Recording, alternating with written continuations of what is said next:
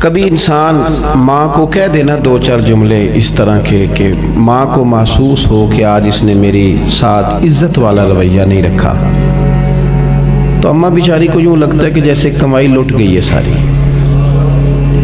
تکلیف میں آ جاتی ہے۔ یعنی پیسے دینا، خرچہ دینا، وہ ساری چیزیں اپنی جگہ پہ، لیکن اگر ایک دن بھی توہین کر دیں تو وہ جملہ بھولتا ہی نہیں۔ جو توہین ہوتی ہے نا، بے ادبی، یہ معاشرے میں بے سکونی پیدا کر دیتی، اس سے لوگ پریشان ہوتے ہیں، تکلیف میں آتے ہیں۔ آپ دیکھ لیں، بیوی کئی دفعہ خامن سے کہتی ہے کہ تو خرچہ تھوڑا دیا کر، لیکن میرے ماں باپ کو گالی نہ دیا کر، وہ چیز مجھے تکلیف دیتی ہے۔ شوہر بھی بیوی سے کہتا ہے کہ تو روٹی نہ بھی پکائے گی تو ہوٹل سے کھا لوں گا، اور تو کپڑے نہ بھی دھوئے گی تو دھوبی سے دھلوا لوں گا، پر میری ماں کی عزت کیا کر، میرے باپ کا احترام کر۔ یعنی بے ادبی بے سکونی پیدا، میری بات کی سمجھ آ گئی آپ حضرات؟ بے ادبی بے سکونی پیدا کرتی، اور ادب کیا کرتا ہے؟ اماں بیچاری رات کو انتظار کر رہی تھی، اس لیے کہ وہ بیٹی نے نا، بیٹی بیاہ دی تھی، اس نے کوئی 20-25 ہزار روپیہ مانگ لیا تھا۔ اماں کو اب سمجھ تھی کہ بیٹا میرا کمزور ہے، کماتا ہے پر اس کے اپنے بھی بچے ہیں، تو اماں چاہتی بھی ہے بیٹی کی مدد کرنا، پر وہ کیسے کہے بیٹے کو، کوئی مالدار بندہ تو ہے نہیں۔ سوچتی رہی، کوشش کرتی رہی، بیٹا رات کو گھر آیا تو اماں بڑی ترتیب سے، مرتب کر کے، سوچ سمجھ کے، جھجک کے، ناپ تول کے جملے بولنے لگی۔ اس نے کہا بیٹا دل تو میرا نہیں کرتا، تیری آمدن سے، تیرے اخراجات سے، تیری مشقت سے میں بڑی اچھی طرح آگاہ ہوں، لیکن تیری بہن کو کچھ تھوڑی ضرورت پڑ گئی ہے، میرا دل نہیں کر رہا۔ اماں نے بات کی، بیٹا اٹھ کے قریب چلا گیا، اس نے جا کے ماں کے ہاتھ کو بوسہ دیا۔ اس نے کہا ماں میری بات سن، مجھے نہ ڈر ڈر کے نہ کہا کر، مجھے حکم کیا کر۔ اور اماں یہ تو 20-25 ہزار کی بات ہے، جان مال حاضر ہے تیرے لیے۔ آپ یقین کر لیں کہ اماں کو یوں محسوس ہوتا ہے کہ جیسے کسی نے فرش سے اٹھا کے آسمان پہ بٹھا دیا۔ یعنی آپ کچھ بھی نہ کریں، رات کو 2-3 نمبر ہی ٹانک دیں، ابا جی کے پیروں میں بیٹھ جائیں، کچھ بھی نہ کریں، نمبر ٹانکنے کے لیے ابا جی لے آؤ تھوڑا دبا دیں، تو ابا کہتا پتر میں کدوں حلوا رہا سا، تو تے تھکے آیا ہے، جا میرا پتر سو جا جا کے۔ وہ بار آپ نے 2 جملے کہے، لیکن سویرے نا آپ کا ابا سارے محلے میں جس چوک میں بیٹھے گا یہ بتائے گا کہ میرا پتر بڑا چنگا، میں نے کوٹ کے سوندا ہے۔ اب بات کو سمجھیں جو عرض کرنا چاہتا ہوں، آپ تھوڑا بھی ادب کریں تو وہ سکون پیدا کرتا ہے۔ یعنی آپ نے PhD کر لی، آپ شیخ الفقہ ہو گئے، تو جس استاد سے آپ نے پرائمری میں پڑھا تھا، بے شک اس کی تعلیم میٹرک PTC ہے، لیکن اگر کبھی وہ آپ کو سائیکل پہ جاتا مل گیا اور آپ بہت بڑی پجاروں میں تھے اور آپ نے پجاروں کو بریک لگائی اور نیچے اتر کے استاد جی کو سلام کیا، تو پھر وہ استاد سائیکل پہ نہیں ہے، پھر تو اسے محسوس ہوتا ہے کہ دنیا کی سب سے عزت والی سواری پہ سوار ہو گیا۔ عزت کرنا سیکھیں، عزت دینا سیکھیں، عزت کریں، وقار پیدا کریں۔ ہمارے ہاں نا میڈیا نے اور ہم نے خود بھی توہین پرموٹ کرنی شروع کر دی ہے۔ یعنی رات کو ٹی وی پر جو ٹاک شو ہوتے ہیں وہ بنیادی طور پر لوگوں کے نقص بیان کیے جاتے ہیں۔ ہاں کوئی شکایت ہے تو آپ اسے ضرور منظر عام پہ لائیں، لیکن آپ نے تو بازار گرم کر دیا۔ اور ہم کیا کرتے ہیں، ہم نے بھی ایک دوسرے کے خلاف پورا پلان کر لیا ہے۔ آپ لوگوں کے سامنے پوچھ لیں، پولیس والے اچھے ہوتے ہیں، پٹواری اچھے ہوتے ہیں، سیاستدان اچھے ہوتے ہیں، چلیں عوام کے بیچ بیٹھ کے تنہائی میں پوچھنا، مولوی ٹھیک ہوتے ہیں، پوچھ لیں آپ پیران عظام کے بارے میں۔ ہم نے گھٹن پیدا کی ہے، یوں محسوس ہوتا ہے، کیوں؟ طبیعت نہیں پیار کرنے کی، طبیعت نہیں درگزر کرنے کی، عزت دینے کا مزاج نہیں، توہین کرنے کا مزاج بنتا جا رہا ہے۔ سارے برے ہیں، جنگل کا قانون ہے، یہ ہو گیا، فلان ہو گیا۔ اس سے نا تیزی کے ساتھ توہین پرموٹ ہوئی ہے۔ آج جو ہم گپ شپ لگاتے ہیں نا، وہ گپ شپ نہیں، وہ اصل میں چگلیوں کے لیے بیٹھتے ہیں، تو اس کا نام بدل کے ہم نے گپ شپ رکھا ہے۔ آپ بیٹھ جائیں 4-5 لوگ اور کہیں کہ آج 2-4 گپ شپ کرنی ہے، تو گپ شپ کیا ہوتی ہے؟ سیاستدان برے ہو گئے، تاجر برے ہو گئے، فلانا، تو بے ادبی پرموٹ ہوئی۔ اور میرے رسول پاک علیہ السلام جو دین لے کے آئے وہ سارا ہی ادب والا ہے، وہ سارا دین ہی ادب والا، اور ادب کو آپ کی عبادت کا، آپ کے تقوی کا، آپ کی تسبیح کا، آپ کی تلاوت کا، آپ کے صدقے کا، آپ کی خیرات کا ادب محافظ ہے، ادب حفاظت کرتا ہے۔ بولے نہیں جی بڑی مہربانی، بولے نہیں۔ بے ادبی ضائع کر دیتی ہے اعمال کو، اور ہمیں جو حکم دیا گیا ہے وہ یہ ہے کہ تم نے نا کوشش کرنی ہے کہ غیر ارادی بے ادبی بھی نہ ہو، یعنی ارادہ تن تو کرنا بہت بڑا جرم ہے نا، غیر ارادی بھی بے ادبی حکم دیا گیا ہمیں۔ میں قرآن و سنت کا مفہوم عرض کر رہا ہوں۔ حضرت ثابت بن قیس بن شماس انصاری رضی اللہ تعالیٰ عنہ نے سکل سماعت کا عارضہ تھا، یعنی تھوڑا اونچا سنتے تھے۔ جو آدمی تھوڑا اونچا سنتا ہے وہ مزاجن اونچا بولتا ہے، اس کا خیال ہوتا ہے چونکہ خود نہیں اسے سن رہا تو سمجھتا ہے شاید دوسرے بھی اونچا ہی سنتے ہوں گے۔ تو یہ جب حضور کی بارگاہ میں آتے اور کوئی سوال کرتے تو تھوڑا اونچا بولتے۔ آپ میری بات کو سمجھیں، آپ نے علماء سے یہ بات سنی ہے لیکن اس کی ذرا گہرائی میں، یعنی کچھ بھی نہیں وہ کرتے، وہ ادب سے بیٹھے ہیں، انہوں نے کوئی غلط جملہ نہیں استعمال کیا۔ پھر غور کریں کیا عرض کر رہا ہوں۔ ایک ہمارے ہاں تو لوگ بڑے بڑے سخت جملے کہہ دیتے ہیں نا، اور تیزی میں بولتے ہیں تو اللہ جانے کیا کچھ کہہ جاتے ہیں۔ کوئی سخت جملہ نہیں، کوئی بے ادبی والی بات نہیں، کوئی توہین آمیز رویہ نہیں، کوئی بات کرتے ہوئے چہرے کے اوپر کسی قسم کی انہوں نے جو ہے وہ سختی نہیں، ترشروئی نہیں، صرف کیا ہے کہ بولتے ہیں تو تھوڑا اونچا بولتے ہیں، تھوڑا اونچا بولتے ہیں۔ اللہ کریم نے فرمایا یا ایھا الذین آمنوا لا ترفعوا اصواتکم فوق صوت النبی، فرمایا تم نے اپنی آوازیں میرے نبی کی آواز سے اونچی نہیں کرنی۔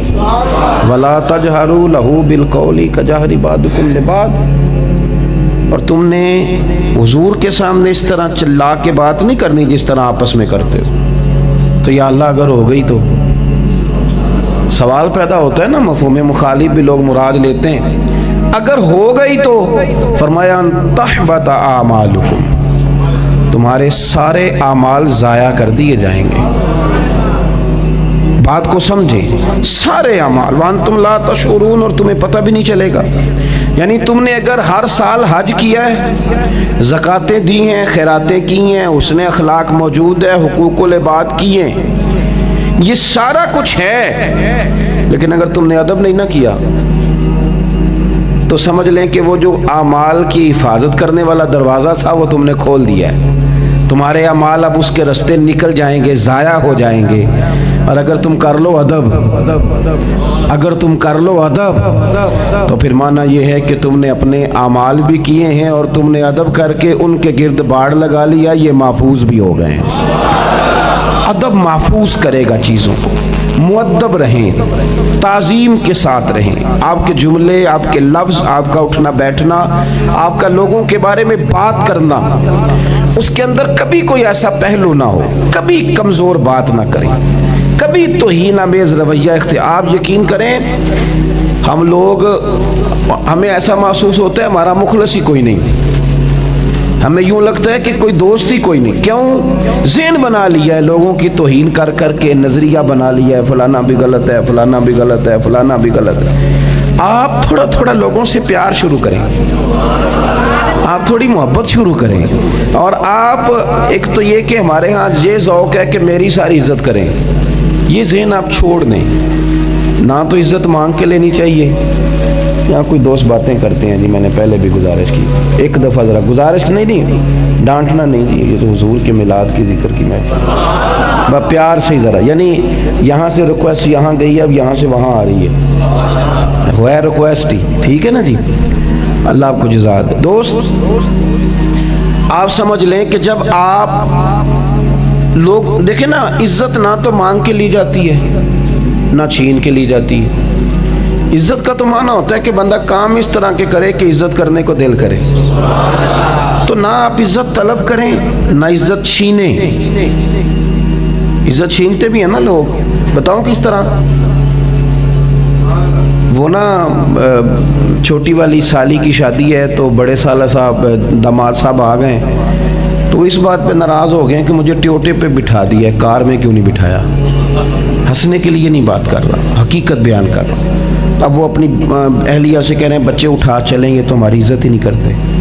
اب وہ بیچارہ بوڑھا سسن منتیں کر رہا ہے، کہتا ہے پتر اگو نہیں کرتا، آ جا تیری مہربانی، رو رہا ہے، گھر میں مصیبت کھڑی ہو گئی۔ اور یہ اب اس کو انہوں نے گاڑی میں نہیں بٹھایا، فرنٹ سیٹ پہ بٹھایا، لیکن یہ عزت آپ نے چھین کے لی ہے، یہ آپ نے احتجاج کر کے لی ہے، اس کا کوئی مزہ۔ پتہ ہے عزت کس کی ہوتی ہے بتاؤں؟ دو داماد ہو نا، تو ایک ان میں رٹا ڈالنے والا، ایک شریف آدمی، تو پتہ سسر کیا کہتا ہے؟ کہتا ہے اس کا دھیان رکھنا، یہ بڑا اڑ جاتا ہے، اس کی خیر ہے، یہ بیچارہ بڑا اچھا ہے، یہ عزت والا ہے، یہ وقار والا ہے، نہ چھین کے لیں نہ آپ مانگ کے لیں، کام اس طرح کے کریں۔ ہاں جو ضروری ہے وہ کیا ہے؟ وہ یہ ہے کہ ایک دوسرے کی عزت کریں، دوسروں کو تھوڑی جگہ دینی شروع کریں۔ داتا گنج بخش علی اجویری رحمۃ اللہ علیہ نے کشف المعجوب کے اندر حدیث لکھی ہے، نبی پاک صلی اللہ تعالی علیہ وسلم نے فرمایا اگر تم چاہتے ہو نا کہ تمہارا لوگوں سے پیار بڑھ جائے، لوگوں کا تم سے پیار، بہت بڑا جملہ ہے اگر آپ غور کریں تو، اگر تم چاہتے ہو کہ لوگوں سے تمہارا پیار بڑھے تو حضور فرماتے ہیں پھر 3 کام کرو۔ یا رسول اللہ کون سے؟ تو حضور فرمانے لگے سب سے پہلے یہ کرو کہ سلام لینے میں پہل کیا کرو، یہ نہ کہو کہ تو میں نے سلوٹ ہی نہیں کیتا اور تو کسی نہ، بھئی یہ کہنے کی کیا ضرورت ہے، آپ پہل کریں۔ اور دوسرا حضور صلی اللہ علیہ وسلم فرمانے لگے جب کوئی محفل میں آئے تو اس کے لیے جگہ کشادہ کرو، چہرے پہ تلخی لا کے نہ کہو کہ تو کدھر آ گیا ہے، تھوڑی جگہ دو، کو یہاں آ جا یار، یہاں بیٹھ جا، محبت بڑھے گی۔ اور تیسرا حضور فرمانے لگے اگر تم چاہتے ہو لوگ تم سے پیار کریں تو انہیں اس نام سے پکارا کرو جو انہیں اچھا لگتا ہے، اچھے الفاظ کے ساتھ۔ ہم نے تو لوگوں کے نام ڈال دیے ہیں، القابات بگاڑ دیے، تو عزت کا ماحول۔ حضرت زید بن ثابت رضی اللہ تعالیٰ عنہ یہ حضور کے صحابی ہیں اور بہت ساری حدیثوں کے حافظ ہیں، اور حضرت عبداللہ ابن عباس یہ نبی پاک صلی اللہ علیہ وسلم کے چچا زاد بھائی ہیں، اور حضور سید عالم صلی اللہ علیہ وسلم نے انہیں دعا دی تھی کہ اللہ اسے علم عطا فرما، بڑے فقیہ قسم کے، اور امت کے پہلے مفسر ہیں حضرت عبداللہ ابن عباس۔ حضرت عبداللہ ابن عباس رضی اللہ تعالیٰ عنہ نا اگرچہ خاندان رسول سے تعلق رکھتے تھے، حضور کے سگے چچا کے بیٹے، اس کے باوجود اپنے استاد کے گھر علم سیکھنے جاتے، اور کہتے ہیں میں جتنی دفعہ حضرت زید بن ثابت کے گھر گیا ہوں نا استاد کے پاس، ان کے پاس حدیثیں تھیں حضور کی، تو میں سننے گیا ہوں تو میں نے ایک دفعہ بھی استاد کے دروازے پہ دستک نہیں دی۔ حضور آپ کیا کرتے تھے؟ اس کو اعلیٰ حضرت فاضل بریلوی نے لکھا ہے، حضرت زید بن ثابت کہتے میں دروازے پہ بیٹھا رہتا تھا، بیٹھا رہتا تھا، بیٹھا رہتا تھا، کئی دفعہ تھک جاتا تھا تو پھر میں لیٹ جاتا تھا، اور ان کے دروازہ صحرا میں کھلتا تھا، کئی دفعہ ٹھنڈی ہوائیں مدینے کو چوم کے جب گزرتی تھی تو ریت بھی اڑ کے میرے بالوں میں پڑ جاتی تھی، پر میں لیٹا رہتا تھا، کھٹکھٹاتا نہیں تھا۔ کیوں؟ اس لیے کہ میں آیا ہوں سائل بن کے، میں آیا ہوں شاگرد بن کے، مجھے تکلیف نہیں دینی، وہ جب مرضی سے باہر آئیں گے تو انہیں کہوں گا مجھے مدینے والے کی حدیثیں سنا دیں، وہ مرضی سے آتے تو میں سیکھتا۔ ایک دفعہ اعلیٰ حضرت نے لکھا، ایک دفعہ حضرت زید بن ثابت رضی اللہ تعالیٰ عنہ اپنے گھوڑے پہ جا رہے تھے، آگے سے حضرت عبداللہ ابن عباس آ گئے، تو وہ روٹین میں جا رہے ہیں، کوئی ضرورت نہیں۔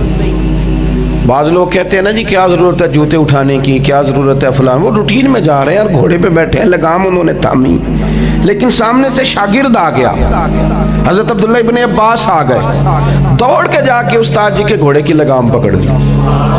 نہیں سمجھ آئی آپ کی بات؟ یعنی ایک تو یہ نا کہ استاد کو ضرورت ہے تو استاد نے آواز دی تو خدمت کری، ایک یہ کہ خود بخود ظاہر کیا یہ میرے استاد ہیں، یعنی اعلانیہ بتایا کہ یہ میرے، دوڑ کے جا کے گھوڑے کی لگام تھام لی۔ حضرت زید بن ثابت کہنے لگے یہ آپ کیا کر رہے ہیں؟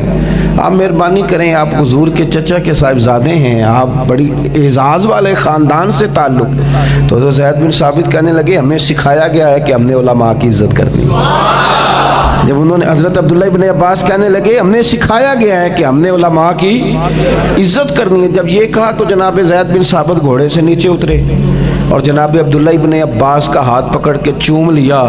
وہ کہنے لگے استاد جی یہ کیا ہے؟ فرمانے لگے ہمیں بھی سکھایا گیا ہے کہ خاندان رسول کی عزت کرنی ہے، یہ ہمیں بھی سکھایا گیا۔ آپ ایک دوسرے کو احترام دیں گے تو چھوٹے نہیں ہو جائیں گے، آپ چھوٹے نہیں ہو جائیں گے، آپ بڑے رہیں، اس سے کوئی کمزوری واقعہ نہیں ہوگی۔ آپ اکرام کرنا شروع کریں، مثبت ذہن بنائیں، لوگوں کی اچھائیاں ان کا ذکر کریں اور ادب کریں۔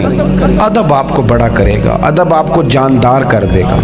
آپ یقین کریں، میں کچھ عرصہ پہلے لاہور میں ایک محفل میں حاضر ہوا تو وہاں بہت سارے لوگ ملے۔ ایک کلین شیو صاحب تھے، بالکل دعویٰ تو میرا ہی ہے نا کہ پگڑی داڑھی والا میں ہوں تو قبضہ میرا ہی ہے، ممبر پہ بھی عشق پہ بھی، میں دیتا تو نہیں کسی کو تھوڑا سا بھی۔ ایک کلین شیف آدمی ملا تو اس کا لب والا جا بڑا ادب والا، بڑا مؤدب۔ میں نے کہا نہیں اور نہ میں اس قابل ہوں، خود ہی وہ میرے سے آگے نہیں چلے اور انہوں نے کہا جی، میں نے کہا کیا شیڈول ہے؟ کہنے لگے شیڈول تو آپ کیا حکم جو کریں گے وہ ہو جائے گا، ہم تو ہمارا کیا جرت ہے اللہ کے کسی بندے سے ایسا۔ تو مجھے اچھا لگا جو اس بندے کا انداز تھا۔ میں نے ان سے سارے مجمع میں سے ان سے میں نے پوچھا آپ کس کے مرید ہیں؟ تو باقی لوگوں نے انہوں نے مجھے بتایا میں فلاں بزرگ سے میرا آنا جانا ہے۔ تو باقی لوگ مجھ سے کہنے لگے کہ ہمیں کیوں نہیں پوچھا؟ تو میں نے کہا آپ بات کو سمجھے نہیں، جہاں سے خوشبو آئے گی اسی کو پوچھا جائے گا نا کہ تو کس درخت کا پھل ہے۔ تو یہاں سے خوشبو آئی ہے، سمجھ آئی ہے کہ نہیں کسی کے نگاہ نے نا اسے تراشا ہے، یہ کسی کے ہاں بیٹھتا ہے، کسی کے ہاں اٹھتا ہے، یعنی اس کی آنکھیں اس لیے بھری ہوئی ہیں کہ اس نے کہیں بیٹھ کے کو 2-4 جام پیے ہیں، اس نے کہیں بیٹھ کے نا کچھ سیکھا ہے، کچھ اللہ اللہ تو وہ نظر آ رہا۔ مطلب یہ کہ آپ کو وہ کیا کہتے ہیں پنجابی میں کہ پوری دیگ نہیں چکھی جاتی، 2 دانے چک کے پتہ چل جاتا ہے باقی دیگ کس طرح کی ہے۔ اور میرے عزیز سمجھ لو اچھے طریقے سے ادب کریں۔ صحابہ کرام علی رضوان نے جو حضور سے بڑا فیض لے لیا نا، بڑا فیض لیا تو وہ انہوں نے ادب کر کے لیا، انہوں نے حضور کا ادب کیا۔ آپ یقین کریں بڑے بڑے جو تگڑے لوگ تھے جب حضور کی بارگاہ میں آتے تھے وہ سمٹ جاتے تھے۔ ہمارے ہاں لوگ کہتے ہیں فلانے بزرگ سے میرا بڑا دوستانہ ہے جی۔ اچھا جی کیا دوستانہ ہے آپ کا؟ کہتے میں جو مرضی میرے پاس نمبر ہے ابھی فون کر لوں گا۔ یہ کوئی کمال تو نہیں نا بھائی؟ اگر کسی وقت کو بندہ مہربانی کر دے تو یہ تو اس کی مہربانی ہے، یہ اس کی مہربانی ہے۔ یہ آپ کیوں بیچ میں اپنے آپ کو اتنا سمارٹ کر رہے ہیں؟ مولا علی شیر خدا، اب میری بات پہ توجہ کریں جی، اللہ جزات ہے۔ مولا کائنات حضرت علی المرتضی رضی اللہ تعالیٰ عنہ، حضور نہ حضرت مولا علی کے ناز اٹھایا کرتے تھے، یعنی حضرت علی گھر سے ناراض ہو کے چلے گئے بچپن میں تو آپ کی والدہ انتظار کر رہی تھیں۔ یہاں ایک روایت میں ہے کہ سیدہ فاطمہ شادی ہو چکی تھی، وہ انتظار کر رہی ہیں کہ حضور آئیں گے تو کہیں گے کہ علی ناراض ہو گئے منا کے لائیے۔ تو یعنی نبی پاک خود تشریف لے گئے، حضرت مولا علی شیر خدا خانہ کعبہ کے پاس زمین پر لیٹے ہوئے تھے، ناراض ہیں، تو فرمایا قم یا ابا تراب، اٹھو مٹی والے، یعنی سارے کپڑوں کو مٹی لگ گئی۔ حضرت مولا علی سے کوئی پوچھتا تھا نام کیا تو فرماتے تھے وہی نام ہے جو مدینے والے نے رکھ دیا ہے، ابو تراب کنیت انہوں نے پسند کر لی۔ حضور ناز اٹھاتے، حضور بار بار فرماتے جس کا میں مولا اس کے علی بھی۔ حضور نے فرمایا کہ یہ میرا دنیا میں بھی بھائی ہے، میرا آخرت میں بھی بھائی ہے۔ رسول کریم صلی اللہ تعالی علیہ وسلم نے مولا علی شیر خدا کرم اللہ تعالی وجہ الکریم کے بارے میں ارشاد فرمایا کہ یہ میرے لیے اسی طرح ہے جس طرح حضرت موسیٰ علیہ السلام کے لیے جناب ہارون علیہ السلام تھے۔ بڑی باتیں حضور نے ان کے لیے کی، ایک نہیں کی۔